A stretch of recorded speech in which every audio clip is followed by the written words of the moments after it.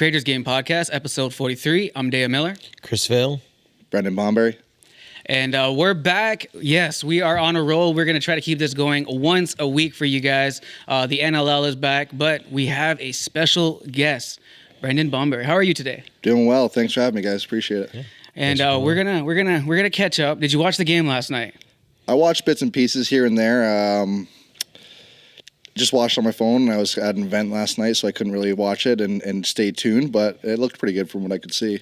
Do you keep up with, I guess, your competitors? Like, are you one of those people who will study who you're about to play? Yeah, definitely. I think, and just as a lacrosse fan in general, if a lacrosse game's on, I'll watch it. Doesn't matter if it's field, minor, anything. If it's on TV or it's accessible, I'll watch it. It's just kind of how I've always been, and I just love watching it. Right on. Okay, now Vale, any men's league going on? You got any updates? They're burying any goals out there? I got an assist last week. There we go. Every week I want to hear about this. Passed it former guest Jake Bomberry, and he scored for me. So I was very thankful he didn't get saved. There's a competition going on. All right, let's get started. When's the first time you picked up a lacrosse stick?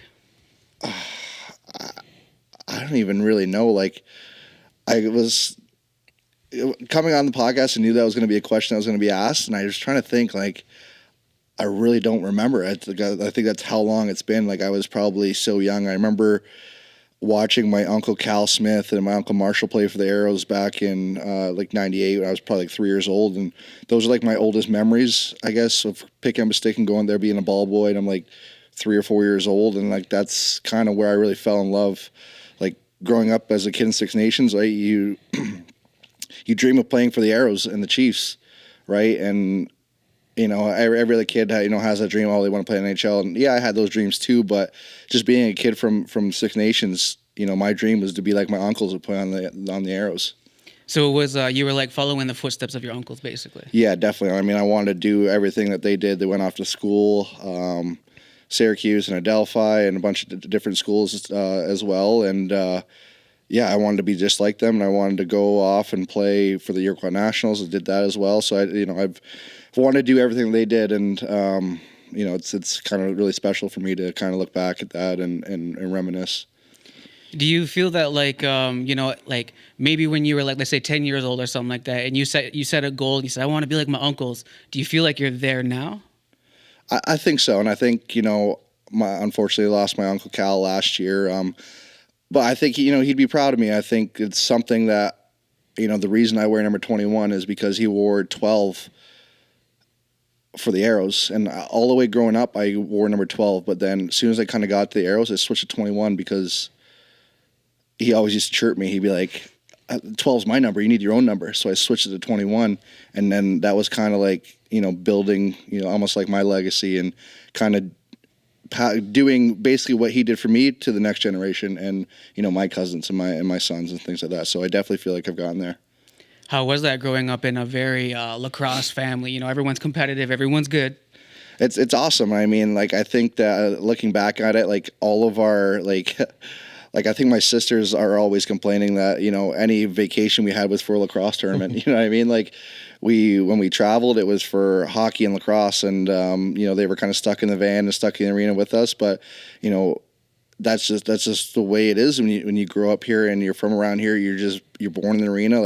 Summers, every night of the week there's a game going on, and you're in the arena watching the Chiefs, the Rebels, the Arrows, the Rivermen, minor. You're always in the arena, and it's how it's always been, and I love it. When you think about yourself as a kid, how would you say that you were as a kid, outside of lacrosse? Were you kind of a book smart, or do you feel that without lacrosse you wouldn't have had the future that you could have now?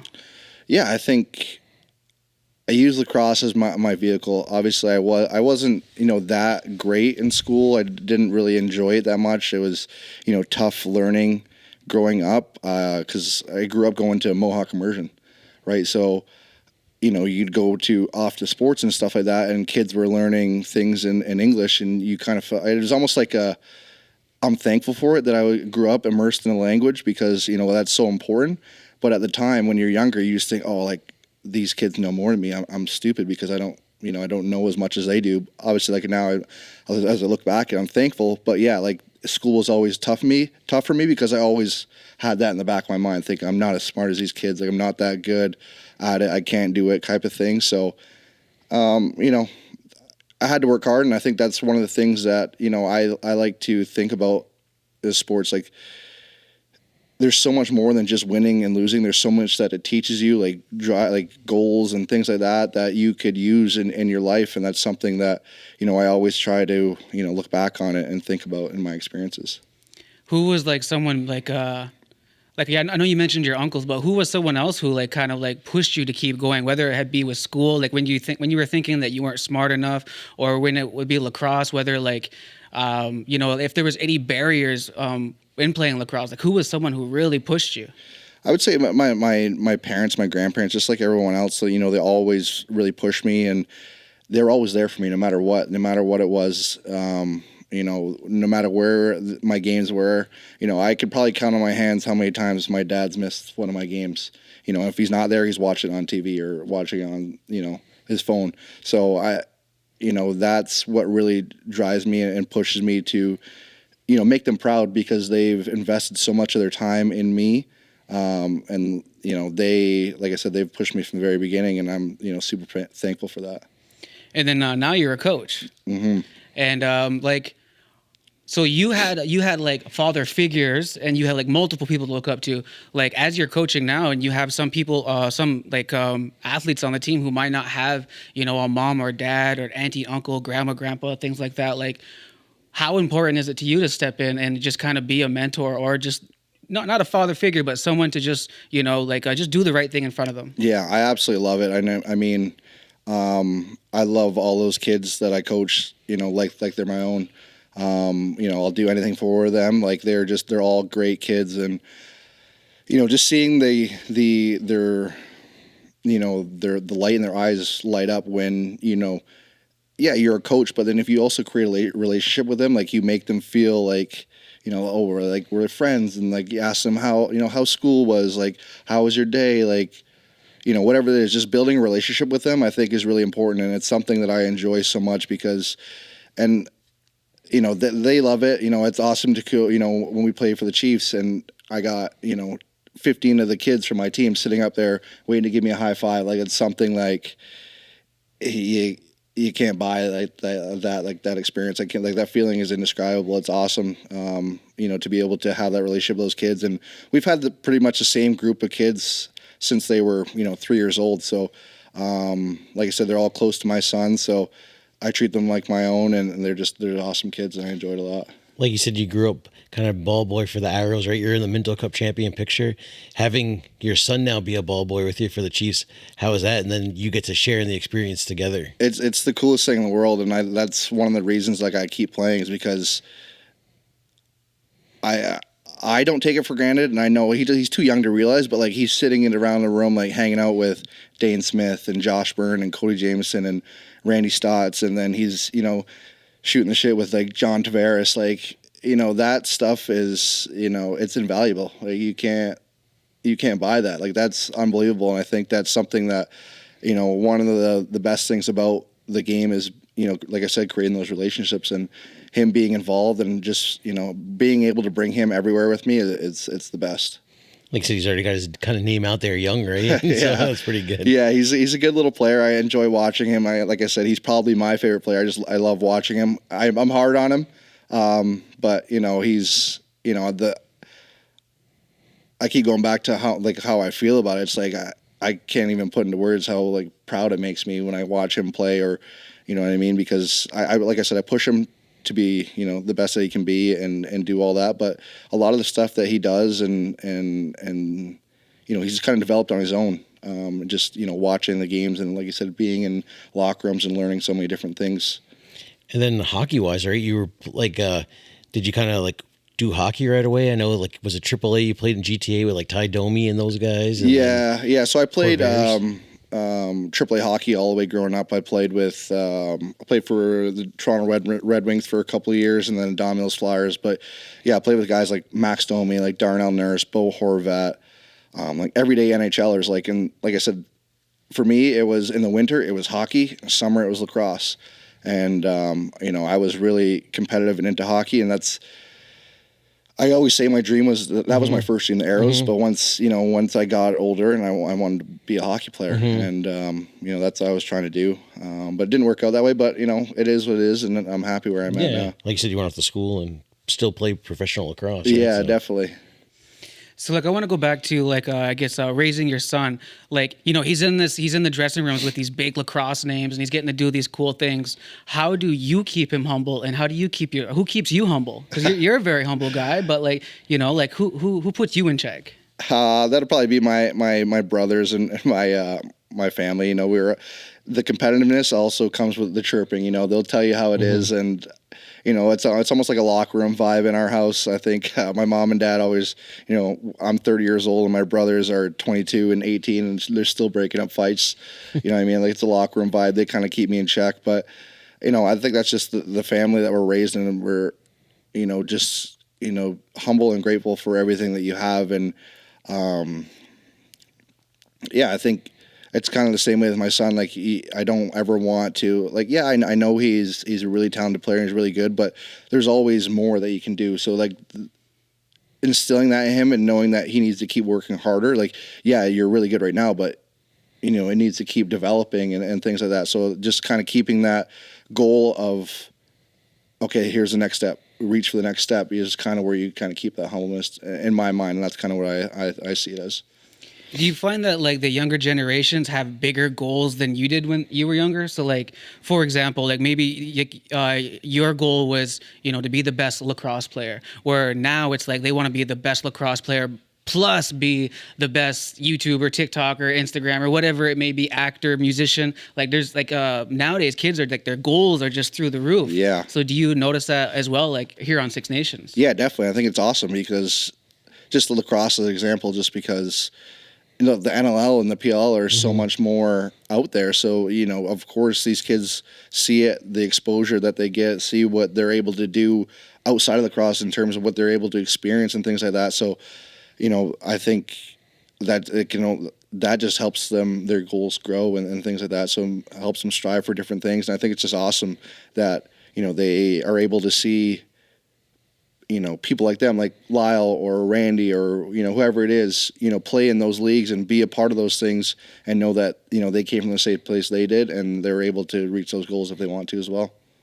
What do you think that the NLL needs, or even PLL, any lacrosse league needs to show more of, to show the culture of lacrosse and why it's important, why it really needs to be grown, to really show the culture of it, not just what can be marketed, but the true emphasize actually what lacrosse can do for a community?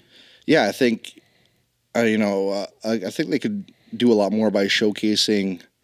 It's hard, and obviously there's expenses that goes into it, but showcasing the different communities around here that lacrosse is so big.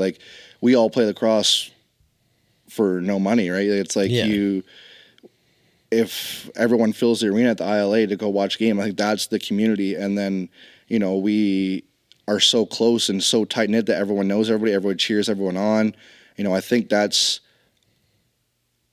the community aspect of it. And then you also have part of, our cultural,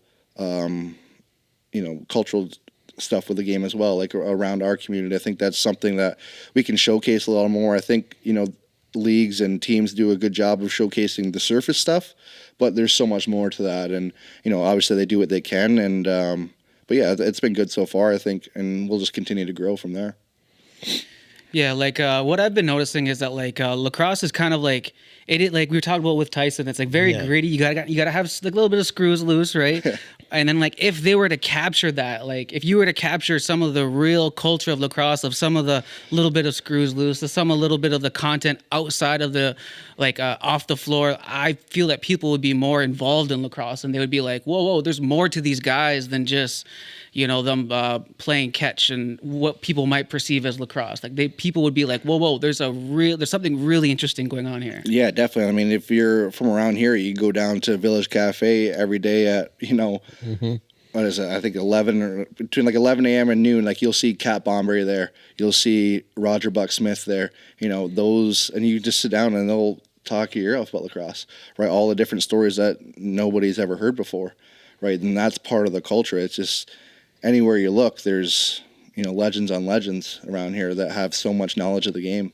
Like you said, like you'll see yourself or Randy, you can just see these guys at the bank or getting food out, or even just a lot of guys that even got their cup of coffee a game or two in the show, or at least got drafted, right? Like I think we looked, it was like from 2000 to this year, maybe even in the 90s, but the far back I could go, Six Nations guys gotten at least drafted every draft since 2000. Like that's pretty crazy. Mm-hmm.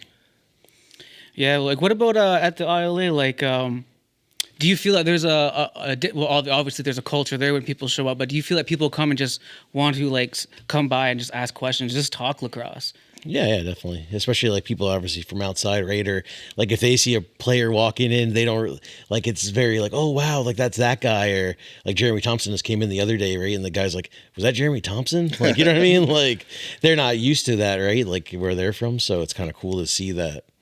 It's so crazy. Like the ILA, like it's just the arena for us. But like for some people, it's like they come all the way just to see the ILA, you know what I mean? Like it's like, I think back to when we go to, we were talking about this when we were at the Man Cup. It's like, it's crazy to think like Queen's Park, where we played, is like a historic arena.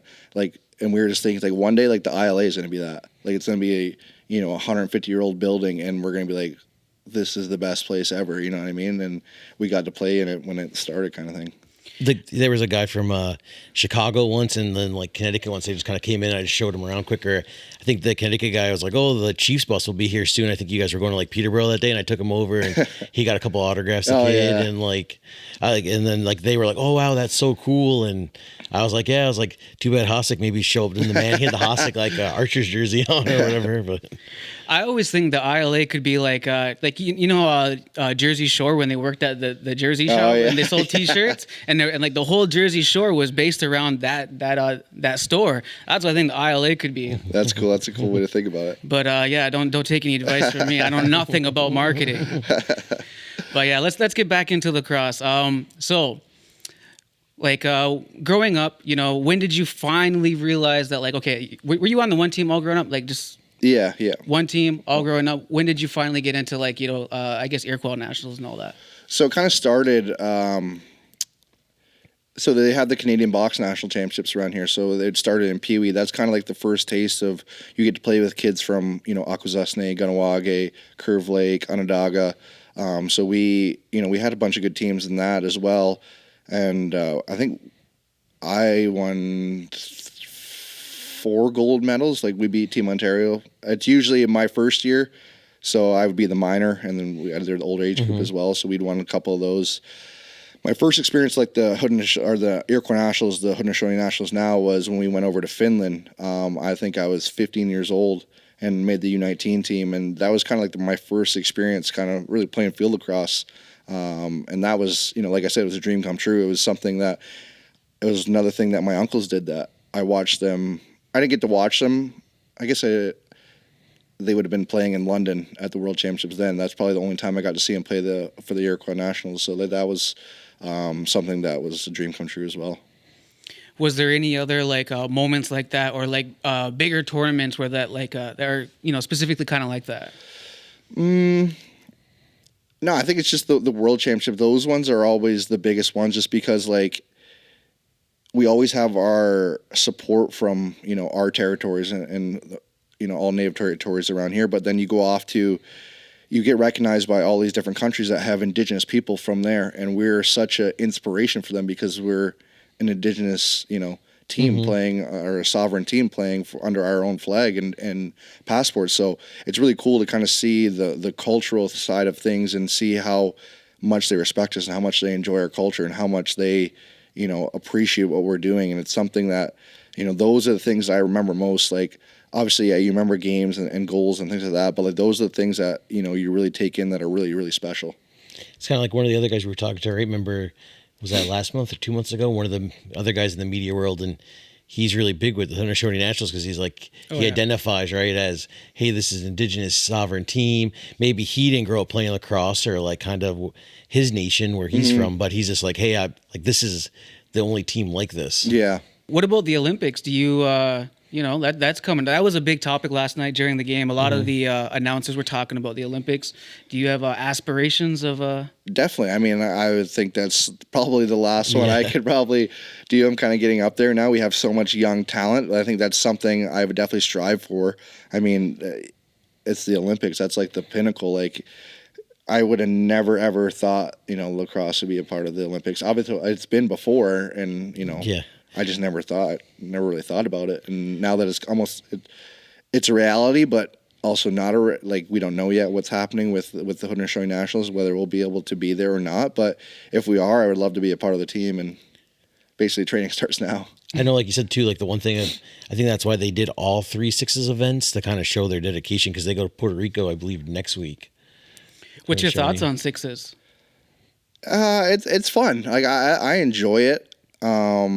I understand why it is the way it is, just so that more teams and more countries and more people can play. Like, I understand all that, and I think it's obviously there could be some tweaks. It's a high scoring game, but overall it's fun. I think it's a good mix, and if we are serious about, it's probably the best thing that we've done thus far to grow the game, because you don't, rather than needing a field, you need like a 40-man roster. You only need 12 guys, right? So like, it allows those countries that don't have a ton of people to pull from to be competitive quicker.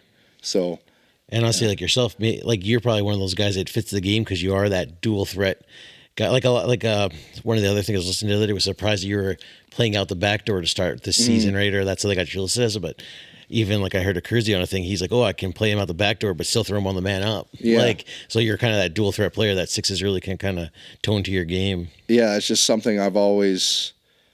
That's one thing my mom always said to me is like, because she grew up watching or going to games and watching my uncles as well when she was younger, and then my grandpa Joe Montour was a coach, and that's something he always stresses: be a lacrosse player. Like, be a lacrosse player in terms of you're not just going to go out the offensive door and just play strictly offense. You got to play the entire floor if you want to be, a lacrosse player. And that's something that, like I said, my mom's always stressed to me, and I think that's, it's paid off now. I'm able to play kind of anywhere on the floor. What's another lesson kind of like that? Like we don't like I think we've talked about that. Like Jay has mentioned that as well. Yeah. So like, what are other things like that? That like what is a lacrosse player? Like when you think of like all of the characteristics of a lacrosse player, like what do you see? What comes to mind? Yeah, I mean, it's just the athleticism, the IQ, like knowing the game inside and out. There's so many. People always say that the game within the game. Like, there's so many different games that go on the floor, like that. Somebody who's not really accustomed to the game wouldn't realize. But as someone who knows the game, there's the 2-man game, there's the transition game. There's so many different things kind of happening there. So I think the IQ is a big part of it. Obviously, the finesse and the skill. You got to be tough. Like, I mean, you're taking a beating out there. So that's one of the things. And then you have to be resilient. Things don't always go your way. And just kind of be mentally strong and mentally tough to kind of get through those things. I think that all those things kind of encompass, what I think, in my opinion, makes up a lacrosse player. Like you said, probably coaches, especially around here, a lot of kids do have those stick skills and stuff, but you hear a lot of times like what's holding a kid back from maybe junior A, maybe staying junior B. They're like, oh, his IQ. He doesn't know when to pull it out or makes a bad pass, right? Where maybe another kid knows what to do and kind of has that sense of the game. Yeah, and I think that's one of the best things about minor is that you can't be a specialized player. You can't be just offense or just defense. You have to play the whole floor and play all situations and types. Who's like a player that you've played with who you feel goes out there and plays like really good mind games, goes out there and will really get into the mind of the other team? Honestly, Cody Jameson is like the best at it. Like, he knows when to, get into a guy or chirp a guy or whatever, just to kind of switch the momentum of the game or stop the play to kind of, different things like that. Just like another game within the game, It's like those mind games that you could really get into the opponent's head or whatever the case may be. It's something that I've always noticed that he's really good at. I call him the rule book, because he'll read the rule book. He knows all the rules. Like, he doesn't just like, there's so many different rules in a rule book, and he knows them all because he reads it and studies it. So like, if a ref says so and so did this, he's like, no, that's not the rule or whatever. He'll straight up correct them. What was it like? You ball boyed his teams when you got to play versus him as like an actual teammate. Was that pretty cool? Yeah, that's cool. I mean, that's something I always think about as well. Like, I was a ball boy for them growing up. So he was the big player around here that we always we all looked up to. So started off. I guess I would have played with him first with the Chiefs before I went to the NLL, but playing against him was crazy too because I kind of was accustomed to his mind games and things like that, so I knew what he's about. But yeah, it's just a cool experience, and it's a full circle moment for sure. And then you were saying that like he's one of the players that like, a lot of the Six Nations players like around your age looked up to. When we were doing our skills competition, I was watching some of the footage. Vale was mostly interviewing some of the youth out there. He's asking who should we have on the podcast and like who they look up to, and majority of the people said you. Really? So I think you're like the next Cody. Huh. I would have never thought that. I mean, it's cool. Like I said, though, that's part of like. It's cool that they mention those things, but that's one of the things I take pride in is making sure that, like I said before, I create those relationships with the kids and make them feel, like, to me, I owe it to those kids because that's how, my mentors made me feel. They, played pass with me or hung out with me or asked me, about my games and things like that. So that's something that I always, try to make sure I do. And even like you said, I was thinking of Tree Deer and Cole Marquise, right? Like they were like, as much as they were so like, we learned a lot from Jammer. They were like, like Brendan Bomberry and Randy Stotts. Like those are the names, right? That all these guys look up to. And then I know Vale has a bunch of questions about Syracuse, but I wanted to ask you, like, I always like asking, like, during college and our university, college, whatever it may be, like, what type of student were you? Not a very good one. So, like, not being a good student, and then, like, you kind of mentioned before that, like, you went to, like, an immersion school, right? Yeah. So how was that? Like in terms of like the college experience? Yeah, was there a culture shock as well as like, do you feel that you were behind with the education? And like, can you speak on that as far as like some of the other kids who might be in immersion as well? Like, like as much as that we want to have like, we want to give the best education, but like, do you feel that you did have barriers because of that? And how can we as a community overcome some of that stuff? No, I don't think so. Like at the time I thought I did. But looking back at it, it was just, I just had to put the work in like everyone else. Like I knew the things. It was just like, it was more of a mental thing for me. Like, okay, you can do this. Like just sit down and do it. Like, you know what you're doing, right? It was almost like an excuse. I didn't want to use it as an excuse that, I'm not as smart, whatever. But like I said, I thought it was, but looking back at it, I don't think I was. I don't think I was behind. It was, you just had to put in the work, honestly. And that's kind of what I had to do. I was at the Hill Academy, so I was able to kind of go off. So my first culture shock really was when I went off to University of Denver. That was, the furthest I had been away from home. They did a trimesters there. So like, they would do a really long break from American Thanksgiving, which is now, to January. And then from January to June. So there was that stretch of almost 6 months where like, I didn't come home. And that was like crazy to me because I'm, like I said, so close to my family and things like that. So that was, tough. And that was the biggest, I guess, culture shock for me, is just being so far from home. How did you connect with other people in school? Like, how do you connect with others? Are you a music guy? You like watching movies? Like how do you connect with others? I'm pretty like, I can kind of get into everything. There's not one specific thing that I'm into. That's kind of what I can kind of talk to anybody about anything, really. I think that's something that it's just being there, like in a locker room setting, or just shooting the shit at dinner or lunch or whatever the case may be. Like that's something.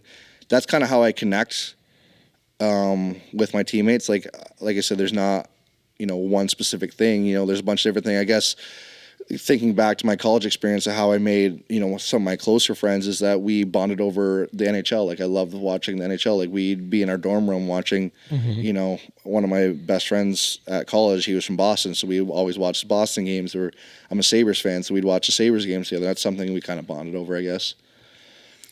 What got you what made you want to go to Denver off the kick? Like it was kind of, I know Zach Miller, would he have committed first and then you kind of after? Yeah, so I was at the Hill with Zach Miller, and we kind of made it a pact that because I played with Zach in the Iroquois Nationals, like in the The U19s? U19s, and then even before that, when we were in the Canadian National Championships. So I knew Zach a lot, and we kind of were. He's one of my best friends as well, and we kind of decided that we were going to go off and do this together. We kind of wanted to carve a different path. Obviously, Lyle and Miles, they went to Albany, and everyone wanted to go to Syracuse. Syracuse, another thing that my uncle did. My uncle went to Syracuse, Marshall Abrams, so I wanted to go there. But when me and Zach were discussing it, we kind of wanted to go somewhere different and just kind of carve a new pipeline, basically, for Haudenosaunee lacrosse players, and that's something that drove us. And then as soon as we went to take a visit to Denver, like, it's one of the most amazing cities in the world. Like, the mountains and the weather there, it's unbelievable, and something I still to this day I love it. I still love going back there. And then, like you said too, like, was Tierney a good seller, or was it more Matt Brown? It was both of them. I think Coach Tierney is one of the he is a is a hard coach. And thinking back about it now, like, I'd never thought about this, but we talked about these relationships. That's what he did for me, right? Like, Coach Tierney, like, he was a hard coach, but every day I'd see him in the office, like, oh, like, how's your family? How's your this doing? Building that relationship with me made me feel really comfortable, and that's something that I always I think about. He was awesome, and so was Matt Brown. It was. Other than the school being so far away, it was the best place just because of the coaches that were there, and they made it so comfortable for me. Well, even like you said, I didn't really even realize the trimester thing until recently, because a couple of people were talking about it, or another young guy in the area committed there, and they were like, "Oh, we'll may lose him for some junior games and stuff because of that trimester rule." And like, that's good, that's tough, right? Like, going, like, I can see why you would want to be probably one of the reasons come back to Syracuse, and like you said too, even. Like Marshall, he's like one of those championships at Syracuse and everything like that. So I'm sure, was he pretty happy when you decided to switch over? You wore 43 for him, right? I wanted 40, to. I was 45. 45. Because Hill Academy number, right? But I think that's what it was. You said you wanted to be 43, but did the Hill Academy. And what's that mean when all those guys wear 45? It's a cool tradition. I mean, it's something that, if you look in the springtime at any given NCAA game, there's going to be a 45 from the Hill, and you just automatically know, okay. It's almost like a brotherhood, honestly. Like, it's like one of those things. Like, if I played, Chris Kluche, who was at UNC, or Nolan Apers, who was at Lehigh, like, those are my classmates from the Hill, and like, we'd always take a picture, and we always took pride in that 45, and something that is really cool to kind of think back, and it was something that kind of drove us. It was just another, like, it's inspiring thing for us. Speaking of like classmates, like growing up, did you ever have like an ops, like maybe someone from a player from another team that you were always played against, and they're good, you'll give them that, but like they're always the ops out there. You're always looking for them. You're always trying to one up them, and they might get you sometimes. Did you ever have any of those players? Yeah, I think thinking back at it, like it's Chris Kluche was one of those guys. Like he's from Kitchener, so we played against each other every year growing up, and it was like. It felt like we were always battling every single time we played each other. It was like he'd score 5 goals, and then I'd had to go, score some goals as well. But it just kind of seemed like we were always battling, and then, he committed to UNC, so I went to Denver, that type of thing. Like, we were always kind of. It started off like we didn't really know each other when we were younger. It was kind of battling, but as we got to high school together, we pushed each other in that regard, and so that was kind of cool that. Somebody, like you said, like, we were battling against each other, like, growing up, but then as we got older, we end up pushing each other in a sense because we were close. And even then you go to the ACC, battle him, and then he finished off his career with you, right, for the Arrows. Yeah, so that was one of the coolest things too, is bringing him in our last year junior. We probably had one of the best junior teams around, and we just couldn't get the job done. I think that was probably one of the better teams on paper, and it's something that still haunts me to this day that we didn't make it back to the Minto. Who's a coach that like, if you can just name one coach throughout your whole career that you want to like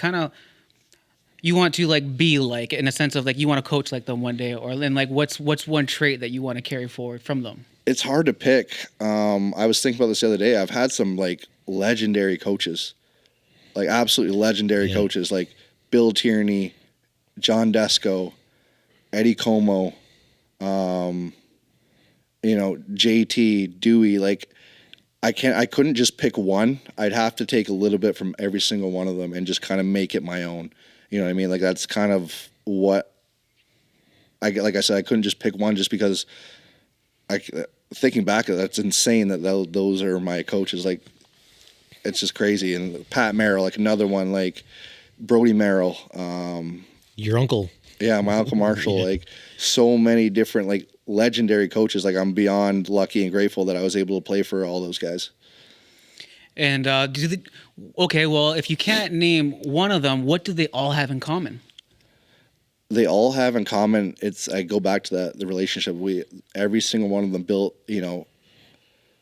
a relationship with me outside of lacrosse, right? They always are, asking how my family is, asking about my son, this, that, and the other, you know what I mean? Like it goes beyond, lacrosse and making, me feel comfortable with them. And I think that's something that they all had in common and something that, I think back to when I'm a coach as well. What about like now going to play for teams and stuff like that? Like, you were with the Swarm, now you're with Halifax. Like, what makes you feel comfortable? What makes you feel comfortable within a team? Like, what's something that you're like kind of looking forward to know that you're at home? I think just, having so many familiar faces around like helps. Like a lot of the Halifax guys have been my Chiefs teammates for years. So like I'm already so comfortable. Like we practice at the ILA, like that's home for me. So it hasn't been hard to kind of feel comfortable. Obviously there's still some new players there that, hadn't played with before, but, I would say majority of the players I've played with or against, before. So it's something that's made me feel really comfortable right off the bat. Like you said too, all those Chiefs guys, you've won 3 in a row with them, right? Most have been there for all 3, some of them 1 or 2, but I'm sure, like you said, that had to be like pretty good, even the coaching staff, right? Like, Stu Montour, Jason. So that's... And then I had a Kersey with the Haudenosaunee Nationals at last Box Worlds too. So, a lot of familiarity. Like it was hard to leave the Swarm because we are so tight and, I enjoyed my time there and Eddie was an unbelievable coach and it was, I love my time there, but it was something that, I couldn't pass up just because of that familiarity. Like you don't get that, especially in professional sports, to just go to any team and be that comfortable and have that much familiarity around you. And then you also got to play with your brother, right? Yeah. How was that? That was probably the best moment in my sports career, being able to play with my brother in a competitive game. And, we have another little brother, Ryden, who's, hopefully will be on the Arrows this coming year. I think I'm going to try and stick around, hopefully get a game with all 3 of us in. That'll be the next step. But, that was amazing. And, I was so proud of him. I thought back to it, he missed all 5 years of junior, I'm pretty sure. He had missed 2 with a knee injury, and then I guess 2.5 were affected by COVID, so missed his entire junior career. So, he missed out on a lot of lacrosse, and to see how much he's bounced back is something that, I'm so proud of him. And I couldn't believe that, I was able to play in a senior A game with him. Like that was just, great. I don't know why, like it's not that far fetched, but like, I just never thought it was going to happen. Just, I thought I'd miss him just like I missed him in junior. So it was really cool. And like you said too, like with, he could have just quit, right? Like you said, like 2020, you completely missed a bubble season, knee injury. Like he could have quit lacrosse, right? But then he came back this summer and he was producing points with you guys on the Chiefs, had a great year with the Rivermen, still at OCC, right? So definitely, I think he's come back with a vengeance. I think, and it's one of the most inspiring things is that, that work ethic and, being mentally strong, like to go through all of that and miss, junior was the best years of my life. And he missed out on that. Like, and, so many of the things I experienced that has shaped me into who I am today. So to see him come back and put up points and play and be a player, it's been awesome to see. I'm just excited to see, where he goes next. And then when you're playing with him, when you're out there, are you ever protective of him, or are you kind of more like, no, I want him to go out there, go rough him up for me type of thing? Yeah, it's playful. Sometimes I go tell him, guys, go rough him up. But I at the end of the day, he's my big little brother. He's he's not small. He's not small. He's like 6'5", so he towers over me if anything. But Yeah, I think he can handle him as his own. He's 6'5". He's a big boy, and we don't fight too much anymore because he's bigger than me. But I was gonna say, yeah.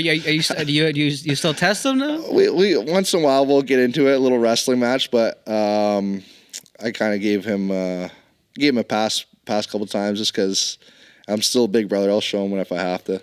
Give him a pass, he says.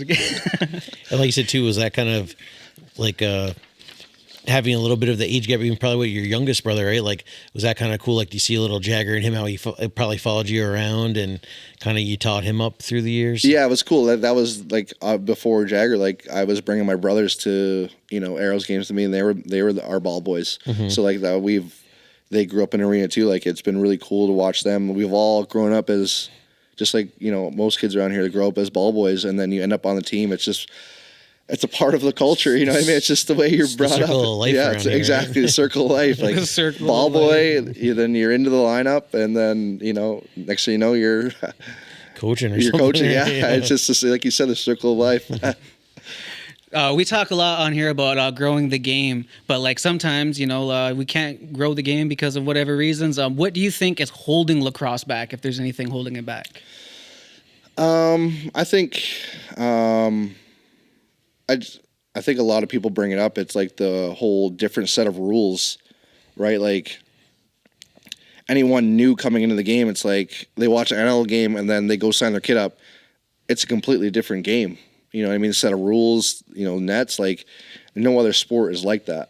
You know what I mean? I think that's something that kind of holds back the game, right? And just in terms of development, I think about goalies all the time. It's like the goalie works so hard to finally get comfortable in the net, and then as soon as he ages up, he's into a bigger net, and then he's right back into it again, right? We should have one set of nets, one set of rules for all of lacrosse, basically. That's kind of how and it's different east to west. Like, It's just kind of all over the place. I think that's something that kind of holds it back for sure.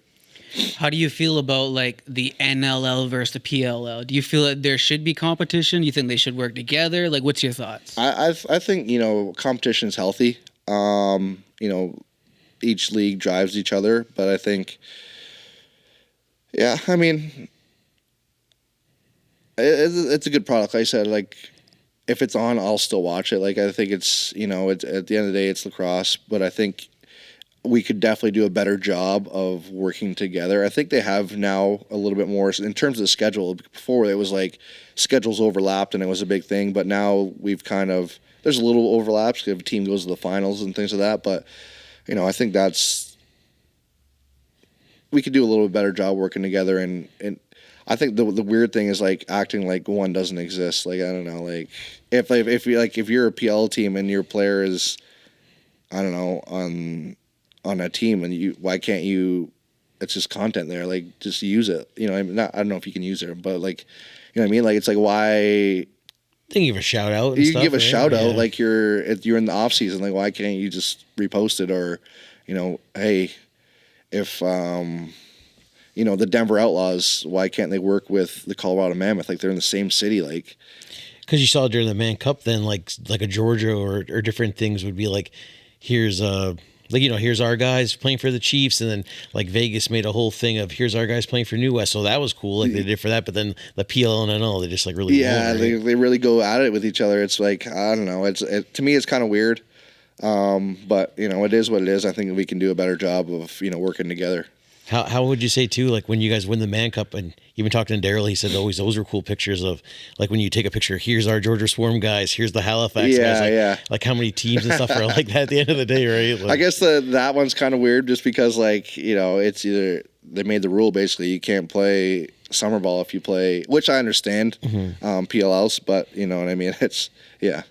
And like you said, what kind of went to your, because I felt like that's something, right? It was like kind of like you and Tyson and everybody. Like, I kind of think you were like, oh, I'm on a bye week for PLL, so you went and played Chiefs, and then it was kind of like you rather just play for the hometown, right? And like not many people have that, and you can just play for the team down the road. Yeah, I think one of my favorite summers of all time is back in the MLL. It's like I was playing like, 5-6 nights a week. I'd play with the Chiefs and then get on the plane and I'd go play for Chesapeake Bayhawks. Like, one of the best summers of my life. You won a championship with them as well, right? Yeah, I won a championship with them. It was a lot of fun. Like, that's probably one of the best summers of my life, just playing so much lacrosse. Like, our seasons are so short. So like to be able to play that much was, was so much fun. I felt like a little kid. Mm-hmm. Yeah, I feel like if they were to allow that more, like being able to play like both leagues, it would grow both of them. Exactly. I mean, it's the same players, like, and like I said, I get it, I understand all the different things, but it just seems like we could work together a little bit to, grow the game, basically. Because that was even like you said, even like the old MLL, like you'd hear American guys say like, "Oh, I'm playing for Rochester Rattlers," and Doyle and John Grant, and all these guys were like getting beat up in box all week, and then coming and play an MLL game, and like still doing good and everything. Definitely. I mean, like I said, it was a lot of fun, and yeah, I mean, if we could ever get back to a place like that, it'd be cool for sure. Do you feel that there's too much of a cultural difference for I guess the NLL and the PLL to get along? Because like we've talked about on this show, the PLL is kind of like the American style. We they play their street lacrosse, whatever that is, right? Yeah. And then like we're just not familiar with that. Like I don't know what that is. Yeah, I feel like like that box lacrosse and NLL and all that kind of stuff. It feels like almost more. I don't want to say like traditional and like our cultural, but like that's like the traditional sport. Yeah, you know what I mean? And like the PL is kind of like innovative, like new, and trying to do a bunch of different things. But I think it's kind of,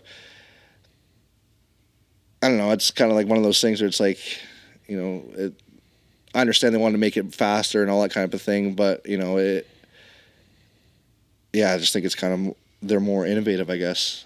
We thought too with the original, how like so like it's Native Heritage Month in the States and all that stuff, and like they had all their marketing and then like all the teams put out the original game, and like they're trying to honor Indigenous people, which is cool, that's great, but they called it the original game and I googled original game, nothing comes up. But if you Google creators game, which we all understand that's lacrosse, which they could have used, no one says that you can't use that.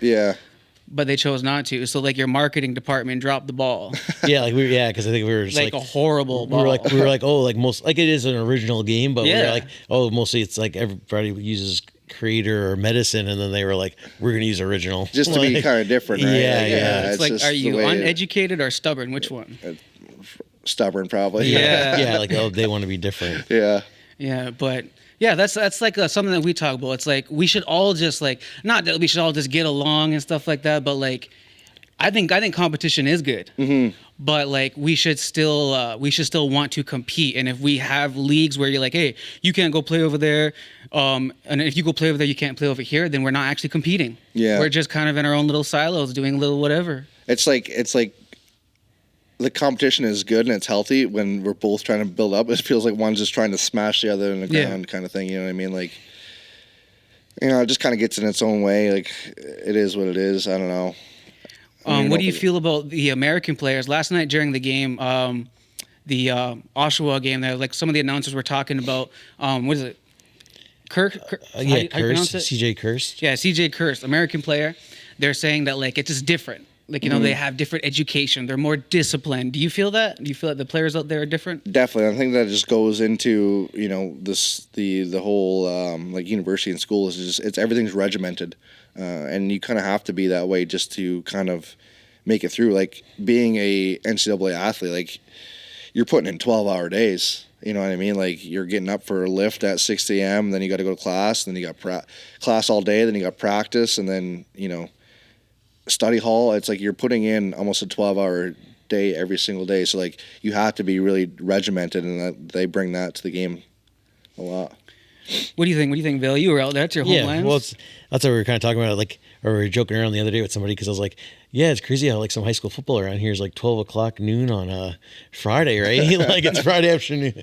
And they were just like, oh, like, or even like how it's more like in Canada seems to be the junior sports or the minor sports. It's not really the school stuff, where in the States it's like school's over 2:30, you're practicing at 3 to 5 and then getting home at like 6. So it's more like, and then practicing on a Saturday or a game on a Saturday. So it's kind of like a 6-day thing depending upon what season you're in, football, basketball, lacrosse. Yeah, it feels like over there, like you're locked in. You're like, that's life over there. Yeah. But like I said, CJ Kirst too, like, and then his brothers didn't come up here for summer, but then he came up here and played 1 year junior A for Mimico, and then last year, right, World Box. Yeah. I think, he's an awesome player. I think it's cool that, the Americans are able to kind of, come in and be effective right away. It's only going to grow the game. They have so many players over there. Like if we can get them more involved, it's only going to help us grow. And I think it's awesome. Has there been any players that had just recently come in, like maybe been drafted this year, where you're like you got your eye on them, like are you've known of them? Yeah, I think one player for sure is like Owen Hiltz. Like watched him at Syracuse, just keeping up with the alumni, and I think he's unbelievable shooter, and someone kind of keep an eye on him just because. As a Syracuse alum, you want him to do well. So, except for against Halifax, he can, from there, anyone else, I'll cheer for him. I seen the Toronto Rock put him on a poster there, so they're definitely trying to, make him more of a face out there. Definitely. He had 2 goals last night. I think it was like the original game, could have been a game winner, and then he tied it at 7-7. So he did really good. Somebody was comparing him to Sean Evans, obviously both Peterborough guys. Oh, and they yeah, were just I can see that. And they were like, oh, if Owen Hiltz was a righty, you'd almost be very comparable. And if he had the we talk about screws loose, yeah, like that, yeah. Well, like you said too, I was talking to a couple of guys. Guy plays for an NL team, and he's on Peterborough, and he's like. Talked about how they were kind of missing Evans, especially like 2 summers ago, and he's like, we always kind of knew he would do something, draw a penalty, like he'd probably start it right, but then draw it, and then they're like, and if we're down with like 5 minutes to go, we know he's getting by a lot, we know he's getting kicked out. I have a question. So when do you think it's like not that you need to not that anyone needs to hang up their pads or anything like that, but like at what age do you think it's time to be like, okay, you're not gonna make it pro? Like, do you think that someone can be like 45, never made it pro, win a President's Cup, and then all of a sudden get called up? Do you see something like that happening? I mean, yeah, I could see it, but I think it's just there's so many good young players now. Like it gets tough. Like after a while, it's like draft classes stacking up. Like there's younger kids that they're just getting better and better and better. Like eventually you're going to get pushed out. I think obviously I'll never say never, but it just definitely it's a lot more challenging after a certain amount of time for sure. Definitely, it seems like even these last couple of years, like the PLNL has really flipped. Mm-hmm. I was looking yesterday, and like obviously you have Dawson, Banesh, but there's only about like maybe less than 15 players that are like 35 and up, and 4 guys born in 1990 in the NLL. I was just born, that was my year, and I was kind of going through. I was like, oh wow, there's only 4 guys. Yeah. Yeah, and the crazy thing is too, they're all from the Whitby Oshawa area. Yeah, there was 4 guys, Jackson, and everyone's just like and the kids are getting not the kids, the younger guys are getting so much better. You know what I mean? Like it's good for the game. You know what I mean? Do you feel too? It's just like how like the kids nowadays too, like how they're playing so much lacrosse in sports, and then now a lot of kids from north of the border are going to the States to play like Division 1 and 2 and 3. Do you think now they're all kind of coming in more in shape and faster and stuff than probably years ago? Definitely. I think, nowadays they're putting in so much more. Like I put in a lot of work, but it was more so just because I enjoyed doing it. Like it was just for fun. Like I just go outside and shoot at my net, and that was getting better. But now it's like there's a purpose. Like they're training, like, individual trainers and things like that to kind of get better to make it this far. You know what I mean? So it's it's getting really, really competitive for sure. What do you think your long-term goal is? Like, what do you think that, like, when you think of your legacy, when you think of like if you, when you're on the Hall of Fame and things like that, what's your quote? I don't know. I think back to one that Coach Tierney always says. He's like, I need to find it's something about, he's like, I want my tombstone to read that my players love me. That's pretty cool. You know what I mean? That's something that I, when I'm gone, that's what I kind of want as well. I think that's something that sticks with me. I think that was in a magazine, like in the Lacrosse magazine, like, 7 years ago, and I still remember it to this day. You know what I mean? Yeah, that's like, that's almost like, how actors, musicians, they say like, oh, like any art that I make, I just want people to love it. Yeah. And for you, this is like your art. Exactly. This is your contribution to the world. This is what you're providing. This is, whether people see it as entertainment or they see it as education, they're learning something while they're at the arena, or they just see it as whatever they see it as. But like, this is like your contribution. Yeah, it's definitely like, I just want people to when I'm a player, like enjoy, the effort that I put forth. And I think I always kind of think back to, we always talk about the medicine game and like what it means to people. And like when I played for the Arrows, our games were always on Sunday nights, and we'd always have, we'd have like a lot of people there. And there's this certain older lady. One of the times, like, I think it was after a game, I was going up to eat in the dining hall or whatever, and she's like, "Thank you, for playing so hard and all that." And like, she's like, "I look forward to this every single week. Like, this is I enjoy coming to the games." And she wasn't from the community. Like, I think she was an older lady from like I think Port Dover, and like her and her husband used to come, but she just said like, "Thank you," and like that was that. Her looking forward to Sunday night is what got her through her week, and that's something that I've always kind of reflect back on it and remember. It's something that I always kind of take to heart. So when I go out there and play, that's something I think of. I want to give my best effort and making sure that I'm doing everything out there, because there's people that are watching that, get enjoyment out of that.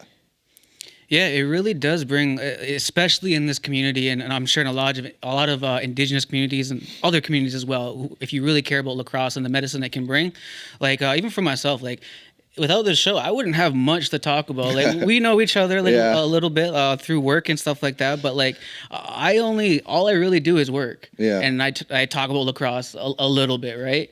And I feel like the more I meet people through lacrosse, the more that I realize that like lacrosse is people's identity. Yeah. Like it really is. Without it, they'd be like, man, I don't know who my friends are anymore. I don't know who my core. I don't even know I don't know who I am anymore if they didn't have lacrosse. Yeah, that's like how I feel like after the summer's over. It's like after the Rebels are done, the Arrows done, Rivermen are done. It's like no more games at the ILA. Like, what am I gonna do with my life? How do you stay grounded now that you're a father, right? Because like for myself, like just as much as you're playing lacrosse, you're training, you're away from your family. Like I'm always working. Like what I do, I love what I do, and it takes time away from my family. And my family can they're cheering me on, but they still want me there. So it's hard for myself to be like, yo, I'm trying to build this great organization and do good things for the community, but my family is kind of getting left in the in the dust a little bit, when you really think about it. So how do you, as a lacrosse player, not leave your family in the dust? And you still pursue your dream, but how do you balance that? I think the biggest thing is all people always ask me like, when are you going to stop playing? It's like I want to keep playing and show my sons, that work ethic. You know what I mean? Like right now I'm like, yeah, I love the game, I love to play, but now it's more about teaching them to go after your goals and do those things. That's kind of how I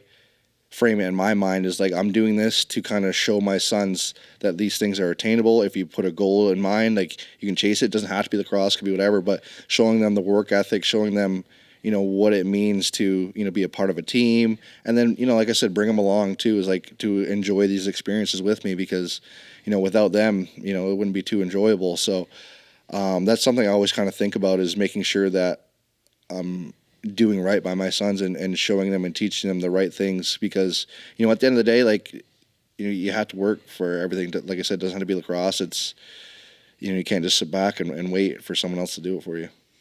Yeah, for sure. And then even for yourself, Vale, like what about you? Like when you think of like your legacy, right? Like I think you're a talented dude. I think that you can really go places in lacrosse. What do you think your legacy could be?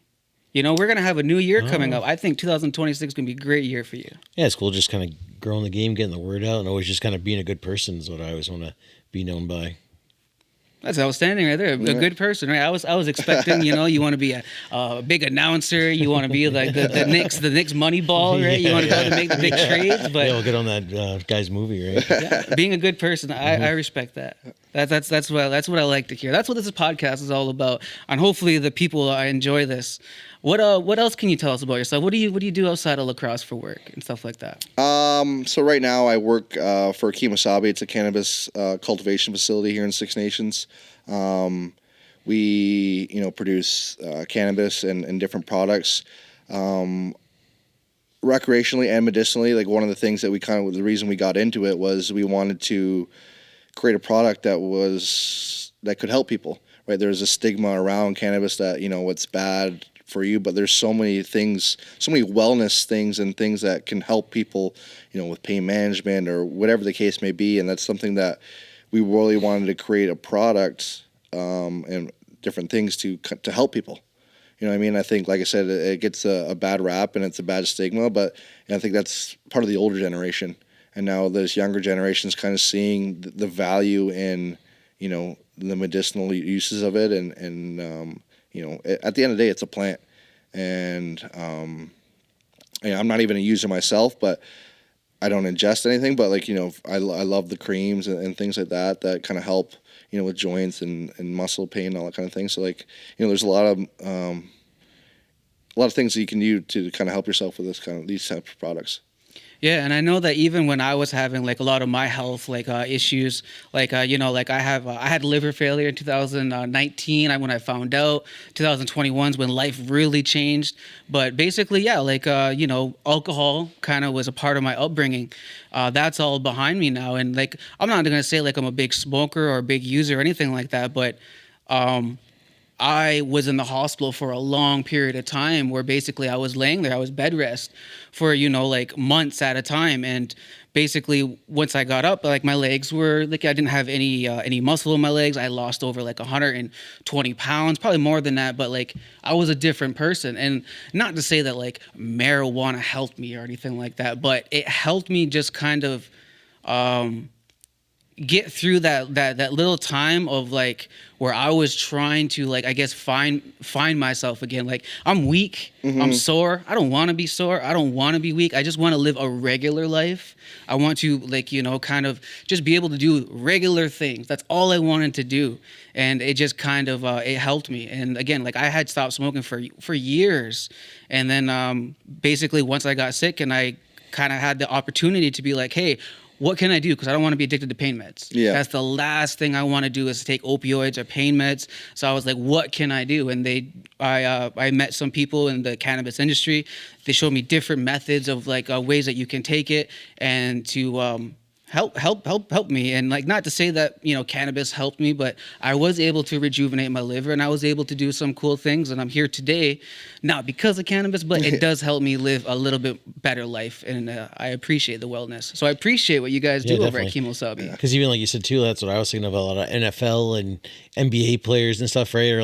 Or they'd be strict with marijuana or cannabis and stuff, but then you're throwing legal opioids, and then these guys are getting addicted, and it's getting where they found hey, this stuff has helped me more, and also has less addicting than those opiates and stuff that they're getting thrown down. Exactly, and that's why we wanted to do this, is for stories like that, and so people have other, like you said, it's not 100% is going to go away or anything like that, but it's something to help you cope with things, or help pain management, rather than being, like I said, addicted to opioids. It's another outlet for people to use. It's not doctors say you need to take this. It's take as you need or take as you want and see if it helps you, and if it does, it does, and if it doesn't, it doesn't.